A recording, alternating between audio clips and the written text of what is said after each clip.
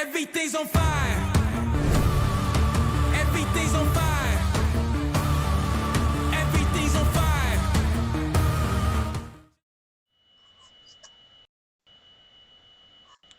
Welcome to the first episode of the Daily Fantasy Football Pyromaniacs. I'm here with Craig Bullock, who you have not seen, according to my Skype, in over a year. How you doing, Craig?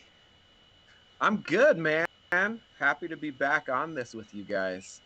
Happy to be talking DFS this time instead of last time we talked a lot of Mitch Trubisky, and I feel like that didn't work out too good for us. Anger has set in already. We are like 4 seconds into the stream, and Mitch Trubisky was brought up. Just for those that don't know, there is potentially a time during the season where Mitch Trubisky will be an extremely good play just because of low ownership in DFS. So we'll get into all that down the road. But Jason, how are you doing? I'm doing great. How about you guys? Good. Your video just like exploded to a super close up of your face, and maybe it'll go back to normal size. Oh man, I love it. Rob says the logo is sick. Thanks, Rob. I forgot. This is actually the team. They haven't even seen the logo outside of the DFS team. So we will have Sean Coffey with us on a bunch of Friday nights, but he has some stuff that he's dealing with this week, so he couldn't make it on the show. Tonight's show is going to be really basic. We're going to be talking about just kind of the differences for those that don't know what DFS is but play fantasy football. We're going to talk about the differences between redraft and, dynasty or best ball, or, just giving people an idea of what DFS is. As we progress up to the season, we're going to talk more about the processes that go into a weekly basis and deciding on lineups. And holy cow, both of your guys' cameras just went haywire, and now Craig's entire black screen. I'll fix that here in just a second. First off, Craig, I know you've been into DFS for a long period of time. We're going to talk with Jason about that in a little bit, but why don't you tell people a little bit about your experiences and what you enjoy about DFS? Yeah, I've been playing DFS for a number of years now across a lot of different sites. I really like it because I'm a fantasy football degenerate, like so many of us are, and DFS allows you to play as much or as little as you want, and you can really dig into research and just build lineups all the time. So I really like DFS. I've had some moderate success with GPPs, no like $1 million victories yet. I see someone running in there. I like it. But yeah, I've won a couple tournaments. I've been profitable in cash games the last several years, so it's been good to me. But you got to put in a lot of time and effort into it, is what I have found. Yes, it definitely does take a lot more time than I think people anticipate when they get into it. So I'm glad you brought that up. We are definitely going to talk about that a lot, but we are also going to be here throughout the season to help you kind of narrow down some of that time, because we put in a lot of the work and we want to share a lot of that information that we find out with you throughout the season as we start setting lineups for 2020 DFS slates. Jason, why don't you tell us a little bit about your experience? Yeah, I've had about 3 years of playing DFS. I mainly play with my friends. We do a weekly lineup and winner takes all kind of thing. I do a lot of tournaments and whatever else I can get my hands on.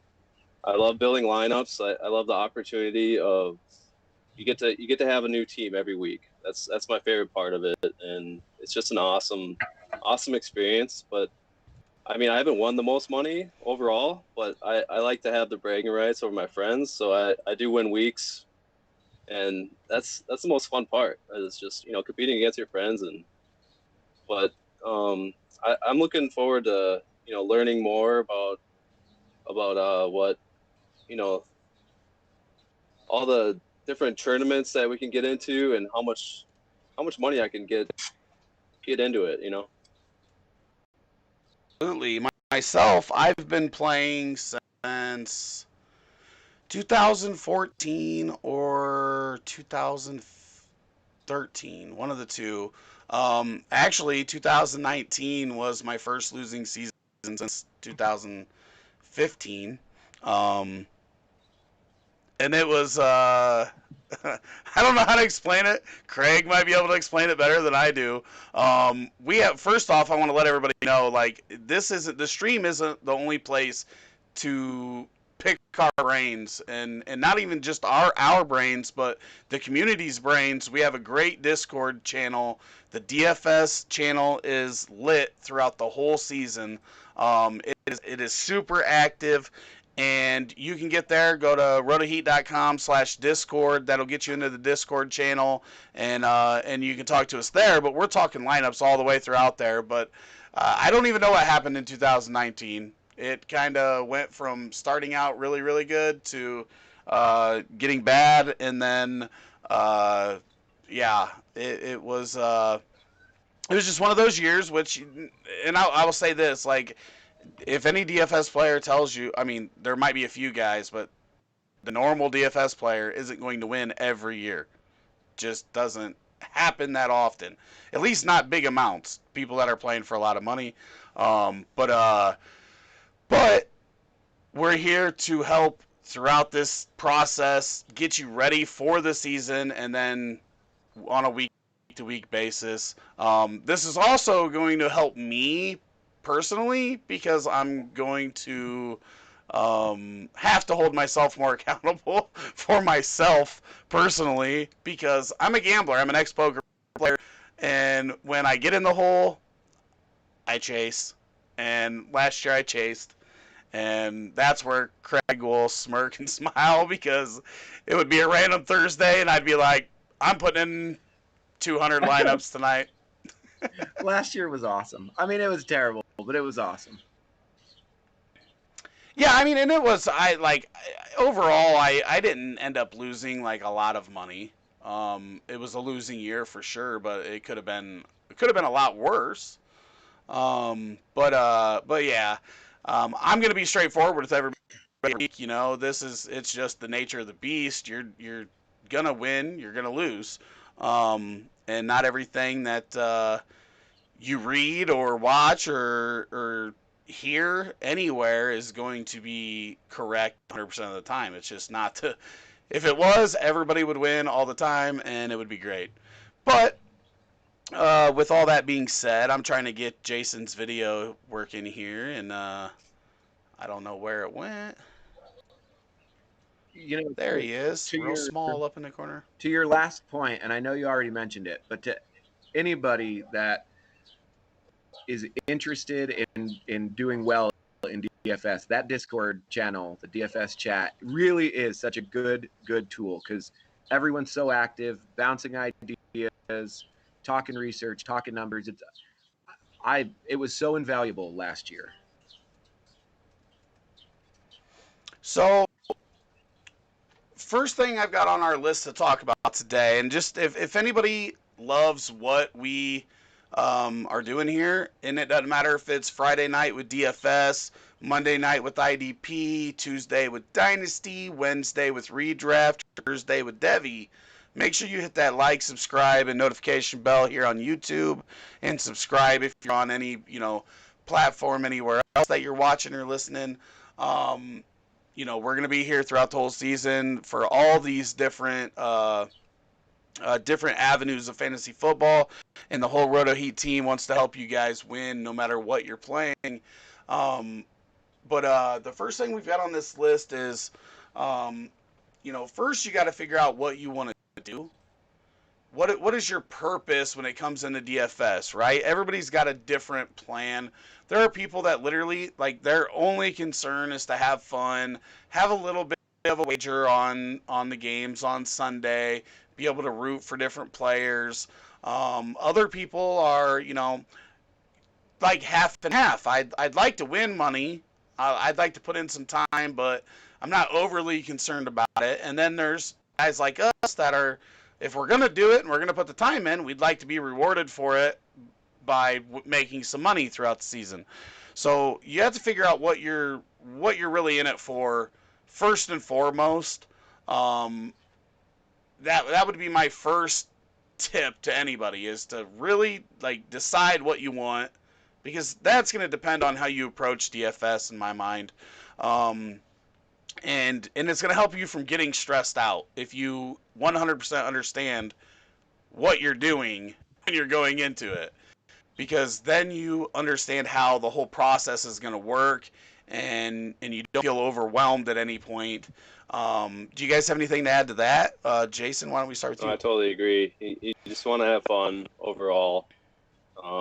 Like I said, I like to play against my friends and go for the bragging rights, and then I like to get into the free ones that if I can build a lineup in there and see what happens, maybe I might win some money there. Craig, what are your thoughts? Yeah, there's no wrong answer, right? Whatever you're going to be doing, as long as you're enjoying it, then that's great. But if you can kind of set your goals, lay them out beforehand, then you can build the right kind of strategy and you can be more successful, whether you're trying to crush your friends or you're trying to win some money or whatever it is you're trying to do. Hopefully you can start to tailor your approach to that instead of just like, hey, here I am, I'll enter this tournament and I don't know what's going on. Yeah.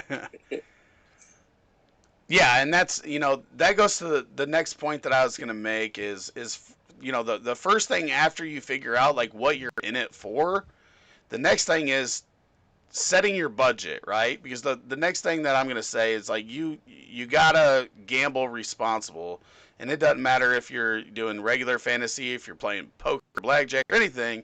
The same thing goes for DFS, right? It's so accessible if it's legal in your state that you can punt a bunch of money really, really fast. And you really need to set a budget and stick with it.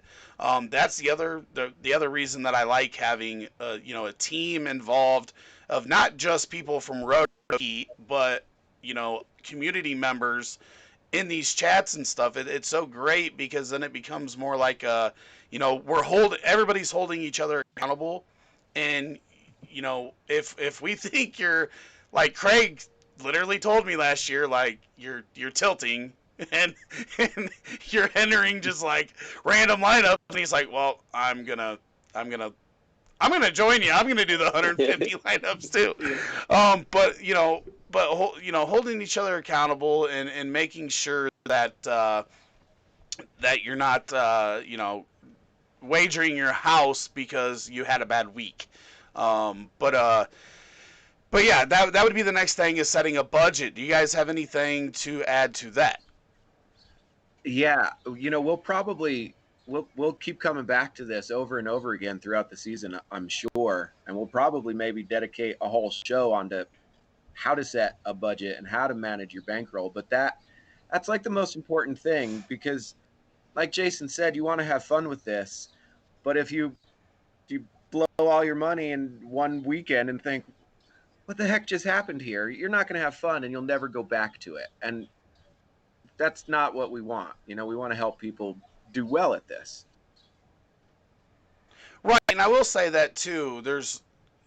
We are gonna talk about this. We are gonna have a bankroll management episode, but your budget doesn't have to be like, I'm gonna have X amount going into the season. It could be like, I'm willing to, I can afford, and I'm willing to deposit X amount every week, and play that much every week, or whatever. Everybody's different, right? Not everybody's going to just take a lump sum of money and deposit it at the beginning of the season and have it there. That's just, a lot of people will tell you to do that, but it's just not feasible for a lot of people. But they can put in, you know, $20 a week, and it doesn't matter how much it is. It doesn't matter, and you should never feel like you need to play above what you can do to make money. If you do this right and you play over the long run, and then, hopefully our goal is to not only have football DFS uh, advice, but to find people that do other sports, and help so that you can play throughout the whole year. And there's a lot of avenues where you can make money, and you can do that, but it's not easy, and it is going to take a lot of work. Did you have anything to add to that, Jason? Yeah, just play within your means. What you can afford. And then what I usually do is play with my winnings. So if I win a week, then I'll play extra lineups. It totally depends on how you're doing on the season, and just go from there.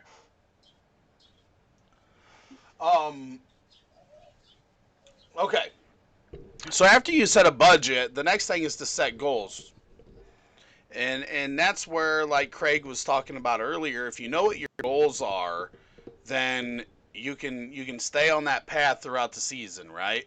Um, and I don't think there's any right or wrong answer to this either. Everybody's goals are different. Some people's, like we said, they're just going to be like, I want to have fun. If I lose, I lose. But other people are going to be like, well, I would like to just put this money on and be able to play on it for the next month or for the next, half a season or whatever. Whatever those goals are, you're going to need to take those into consideration as we go through this process of, lineup constructions and tournament selections and everything else like that you're going to learn going up to the season. But goals. Always have goals so you know where you're at and what you need to do to get there. Jason, any thoughts there? Yeah, just set your goals and play within your means. Play with what you can afford. Don't overdo it. Gamble responsibly. That's all I can really say on that. Yeah, it is wagering still in a way. So if you're not cognizant of what you're doing, you can really quickly wind up in week 16 and look back and say, well, I only played one or two tournaments a week, but somehow I lost $1,000 this year. What happened? That's not what I set out to do in the beginning. So play within your means, definitely. Be aware of what you're doing. Set your goals. Do your research. Listen to us. We'll help you with the research. Yep. And it'll be fun. I spend so much time on research, it's not even funny. Me too. I know. It's crazy. So after you've got your budget and your plan or your goals, it's time to create your plan of attack for not just the weekly aspect of it, but your season. What are you starting with? What would you like to end with?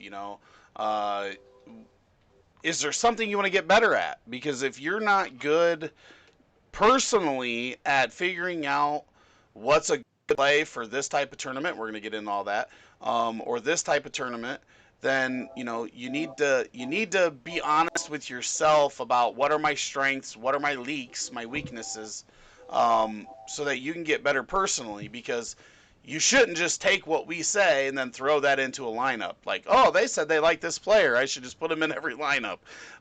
That's not how this works. So we'll be very clear for that for anybody that doesn't know about DFS. But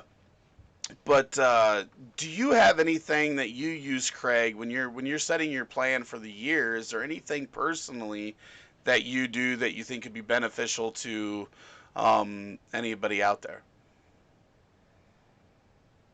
Yeah. Sorry, there's a very loud train passing by. I apologize.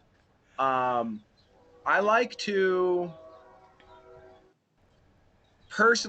figure out sort of a ratio in my head, and it's all, sometimes the best laid plans don't work, but in my mind, I like to say, okay, I'm going to play a bunch of cash games to try to finance my GPP games, and then play those, and maybe I'll get lucky, because there's a lot of luck in the big GPP tournaments, and hit for a lot of money. So I just kind of mentally prepare for, I'm going to put X amount of money aside into this aspect of DFS, and try to be very successful at that, and then that will allow me to attempt to take down some of these big tournaments without, leveraging my mortgage money or something, So that's what I try to do. Yeah, absolutely. Look at it from the beginning, from the outset of, okay, this is how in a perfect world, how I'd like to approach the situation.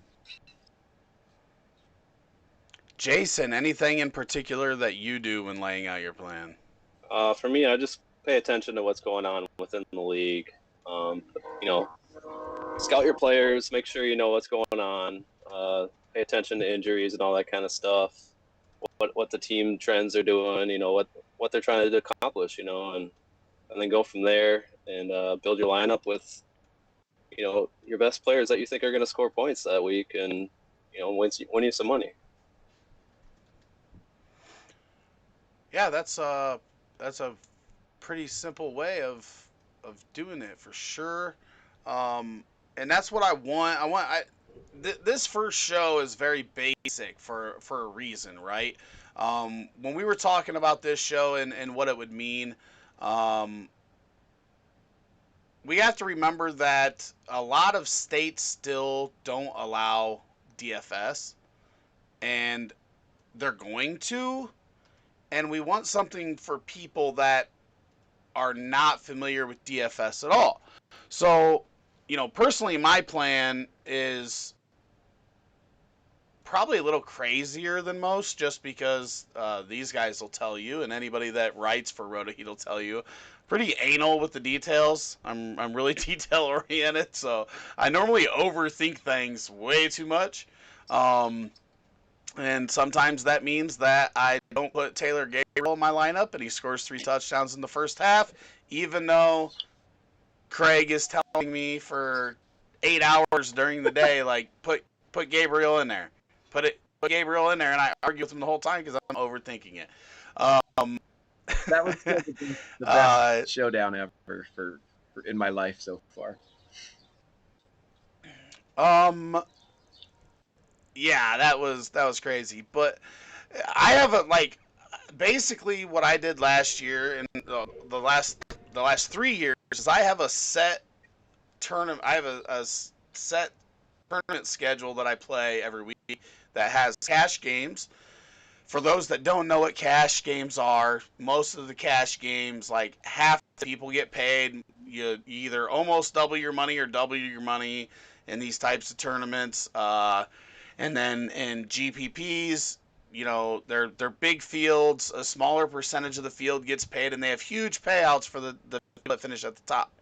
But I have a set grouping of these tournaments that I play every week. And then as the bankroll builds, then I start expanding the buy-ins of those, because there's normally different levels of buy-ins for each of those different ones that I play. Personally, I am normally way heavier in cash. I feel like cash is my strength normally. And then smaller tournaments, right? Not the 300,000 person tournaments, but the smaller tournaments. And I will answer Bryce's question here, because I think this is something that's important for people to know. Like, I don't have like the 10 or the $100,000 win on my DFS record, right? I've made most of my money grinding. While you'll see some other great people on YouTube, right? And this is something else that I'll say. Like, we want you to watch our show, but you should also absorb as much DFS content as you can. You should soak up as much information as you can. There's guys like Al Smizzle on YouTube that I watch every week. There's Roto Grinders show. They have a lot of great information. the more information you take in, the better you're gonna be at selecting these players. So we'll never tell you, or I personally won't ever tell you, like, just watch us and get all your information. No, soak up as much and then make your own decisions is what I would tell you. Um, but but yeah, I my biggest is like $3,500 cash. I tied for I think 15th out of 170,000 or something in a Monday Thursday slate. And that would be my biggest cash. And then I've got one GPP win, which was also a tie in a showdown, a Thursday night showdown. Thank you, Drew Brees to Traquan Smith. What about you, Craig? What's your biggest win? I guess it depends on how you look at it, right? I've had large payout wins, right? Like 3,000, 2,000, 5,000, and large for the average person, right? Like I don't even play in the Millie Maker usually, so it's not like I'm trying to win $1 million. Right. But a lot of those they're tournaments, but they're really small field tournaments. On some of the larger field tournaments, I've come in top 2% on some of those and still only walked away with like $500, $800. So it's hard. You can make this lineup that's so impressive and then still not make any money off of it if you're playing in the wrong kind of games. But I'm a lot like you. Like I'll usually hit for a couple thousand once a year, maybe twice if I'm super lucky. But the rest, I just grind in cash games every single weekend to make up money that I can throw at these other things. And then I play a lot of the Thursday night, the showdowns. I think the 3-man games on the Thursday night showdowns are like a good way to make money off of people. Yep. Jason, I know you said most of your stuff's with your boys, but like any hits in any tournaments? Yeah, I usually play about a quarter to $1 buy-in. I've won $75 here and there, whatnot. Yeah, I mean that's probably that's my a good highest. return on a quarter to. Yeah, I was pretty happy with that. And then I bought into other larger ones, but I didn't do as well. So I kind of just resorted back to playing with the friends and build that bankroll back up, and then just keep grinding, like you guys are doing. But eventually, I want to get up there and play with the big boys someday. See, I think that's where, and this is why, like, I wanted this first episode to be more about like figuring out what you want to do and planning out and knowing where you're at, right? Because you're gonna see a lot of people when you're looking for a contest that they're playing the $1,500 single entry and they're playing this and that, and you're gonna feel like you're not playing for. Don't worry about what anybody else is doing. What I buy in for has no effect on what Craig buys in for or what Jason buys in for. The process is what you need to worry about. If you're getting your process correct and you're putting in that time and that effort, then you're going to eventually be able to do that. But you have to be patient and you have to be disciplined. If you're not, it's going to go bad. Like, there's no ifs, ands, or buts about it. It will go bad. So, Bryce says mine's only $250 on a $10 entry, but I like double ups and to grind as well. And that's 100% fine. And if anybody tells you different, then they're probably the people that you shouldn't be listening to. But yeah, I mean, it's not about what buy-in level you're playing or I'm playing or any of the guys that you're going to see on this show. It's not about the buy-in levels, right? It's about that process and making sure you're picking the right contests. We have a whole episode on just contest selection. What are the best contests for you, for what you want to do, and how to find those? This is the important stuff. And for this beginner intro, for anybody that's watching that doesn't even know what DFS is, we're going to talk about that a little bit, right? You probably play season long with your buddies, but you're afraid to get into DFS because you don't really know how it works or or this and that. And we're going to talk about it briefly here, but then I'm going to give you a rundown of the different episodes that we've got coming up to the 2020 season, and to get you ready and to get you set so that when the season starts, you're not overwhelmed and stressed out because of what's going on. Because it once you dive in, it can get a little overwhelming, even for experienced players like us when you get into multi-entering stuff and looking at the contest sheet and seeing hundreds of different contests for different styles of play, and it can get little bit crazy. So we definitely hope to help with you there. But Craig, do you want to give them kind of a quick explanation of what DFS is and how it works? Yeah. So just like in your normal season-long leagues where you are drafting a team, and maybe you're using an auction format, right, where you have a budget.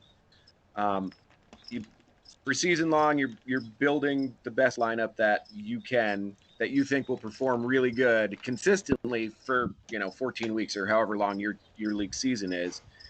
So DFS is the same kind of principle, just distilled down to where every week and maybe multiple times a week you're picking a new team. And the whole idea with this is that you're not worried about how that team is going to perform long term. You just are trying to make sure that you're picking guys that each individually score a whole lot of points, so that cumulatively your roster will have more points than the people you're playing against. And so in its most basic form, it's very similar to like an auction draft for your redraft league. Then there's all the contest selection and all the other stuff that changes how you're selecting things. My little dog is walking over here. And just to add to that, like every weekend, there's a number of different slates that have different contests on them. So there might be the Sunday main slate, which is just the afternoon games, and then you're just the evening and night game, and then you'll have your Sunday, Monday night games on a slate, and then your Monday, Thursday night games on a slate, and then you'll have your Sunday showdowns, one in the afternoon and one at night, or maybe two each. Then your Monday night showdown, your Thursday night showdown. So there's a lot going on, and we'll help break all that down as we go. But Jason, do you have anything to add to what Craig was when talking about DFS? Well, yeah, I mean, you're just building up on your budget that you get set with, and you pick your slate that you want to play in whatever day it is. And the thing with building your lineup though is that you're playing this lineup against other people too that have potentially the same lineup. So everyone likes to start Christian McCaffrey, but he's going to take up a big chunk of your money. But I mean the risk reward with that is, yeah, he's going to score you a lot of points, but then you're not going to have as much money to spend on the other position players, which is important. And Gotcha. I have one other thing. This is like the ultimate beginner's tip, I think, the like 101. If you're going to get into DFS, all the sites, at least the big ones, DK, FanDuel, they have beginners tournaments that if you had big wins before, or if you've had enough tournaments under your belt, you're not allowed to play in them anymore. So, like, I can't play in those anymore, and I'm not even a shark. I'm just some dude that plays a lot of DFS. So, when you're new, play in those because they're way safer, and you have a way better chance of winning. Yeah, take advantage of those, and we'll definitely get into a lot of that as we get through this off season. But that's a great tip because those beginner leagues, starting out, especially now, like when I started out, everybody was kind of fresh. You had some OGs already, that started like '09 on the old sites and whatnot, but everybody was pretty fresh. And now what we saw last year, I think, was that the public is a lot sharper than it was. And that just means that even the average player, like you're almost being irresponsible putting your money in without doing any sort of research. Because the field is just so much sharper than it was, in the early days that I played. It's the same thing that I saw in poker. When I first started playing poker, you could play really basic and it was easy, and then everybody got sharper, and that's what we're seeing in DFS. And for me, the one thing that I will say is that you know, it's not like season long where you can kind of have some biases for your favorite team and snatch up some guys from your favorite team, or like dynasty or anything like that. Like in daily, you have to put your biases aside, right? You're obviously gonna have some, and we all do, but you really have to like be honest with yourself. Like, can my team really score enough points here to make this player viable? Like, are they going to be able to get open enough? During the season, we're going to be talking about cornerback matchups. We're going to be we're going to be digging in and letting you know, what these guys are. Some guys are great plays for one type of tournament and terrible for another type. For a quick example, like you're probably never putting Will Fuller in a cash lineup. But he's almost always viable for a tournament lineup. Yeah. So, it's a different ball game, and to touch on that, next week we are going to go over the differences between the different DFS sites. Probably spend the most time on the three main ones. DraftKings is where most of our information is going to come from. We play heavily on DraftKings. And very little on others. But FanDuel is very viable, and Yahoo. I'm throwing money on Yahoo a lot because you get some chances to, have some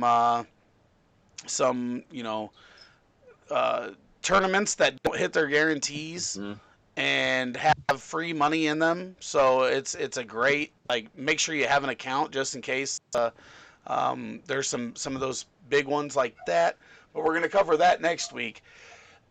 The week after that, we're going to kind of tell you how to value points and projections, right?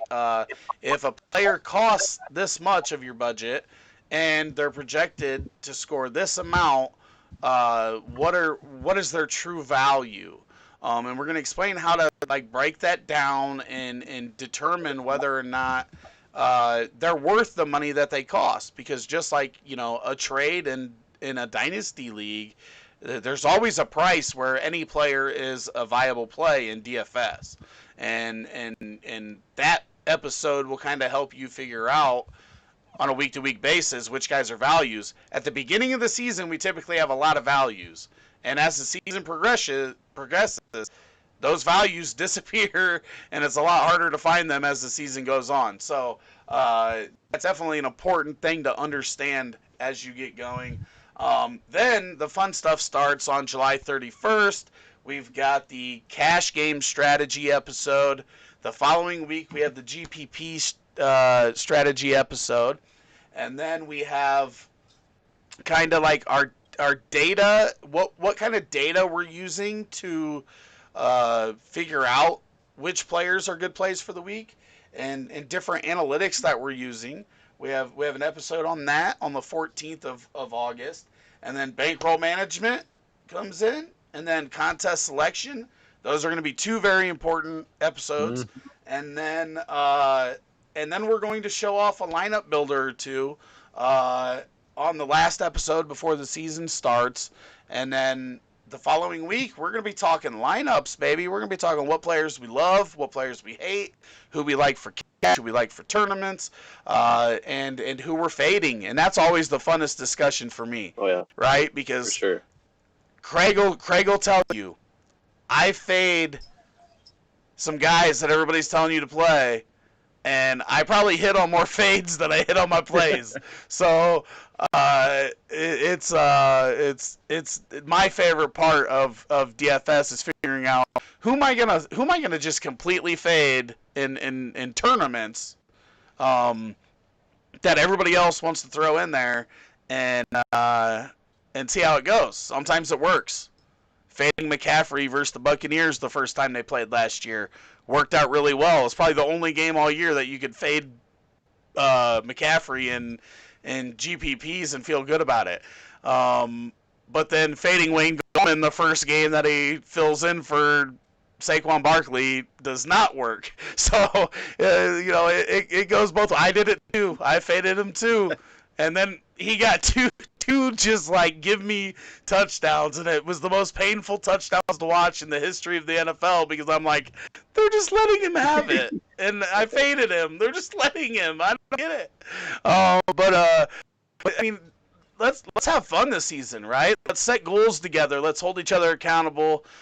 Make sure you get in that Discord, rotoheat.com/Discord. Tag any of us. I think my name's just Rick on there. Rick, my last name, or RotoHeat Rick, or whatever it is on there.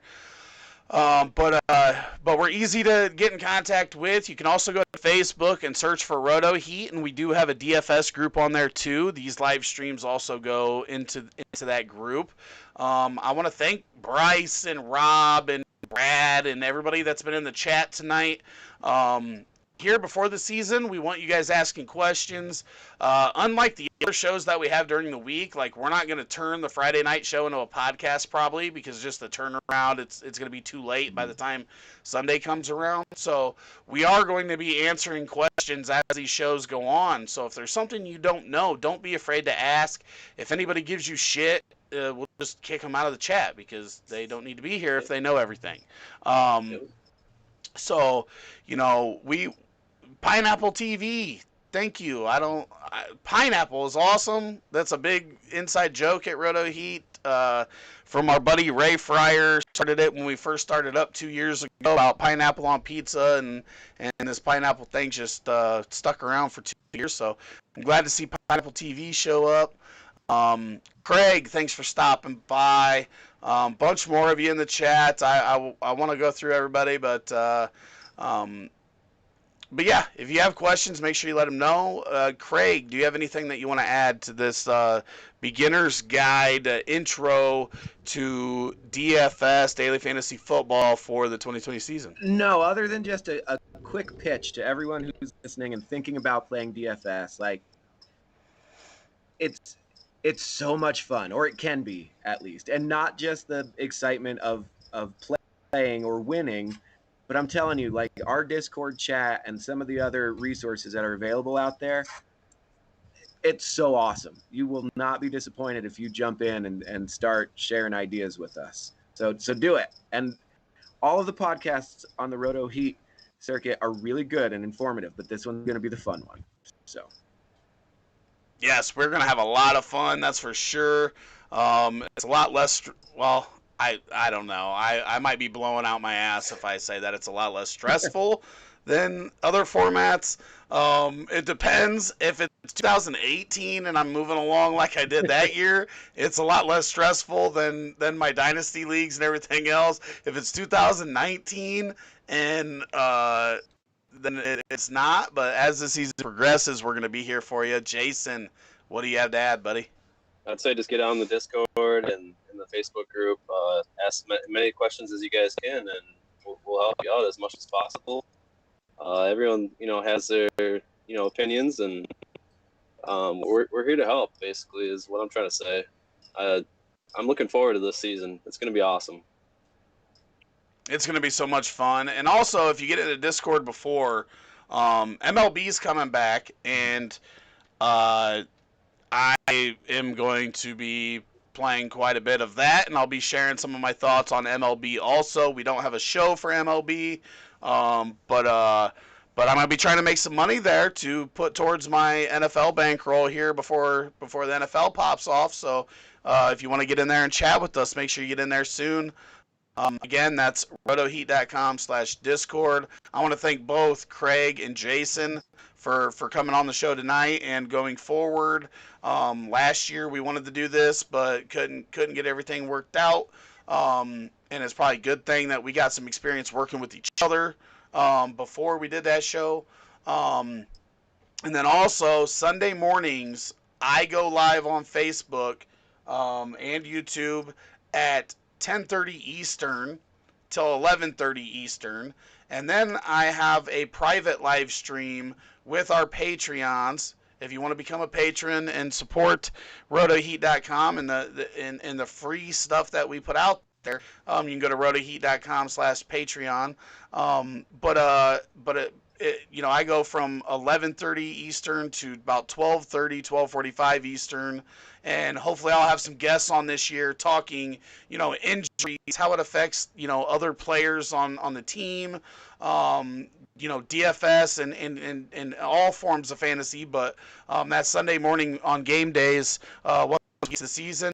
So, make sure you hit that like, subscribe, and notification bell so that you don't miss anything that we've got coming. A lot of information. Remember, IDP Heat Seekers Monday, Dynasty Heat Seekers Tuesday, the Fantasy Inferno redraft stream on Wednesday. Thursday is the Devy Hour. Friday is the Daily Fantasy Football Pyromaniacs, all at 9:30 Eastern. Again, thanks, guys, and we will talk to you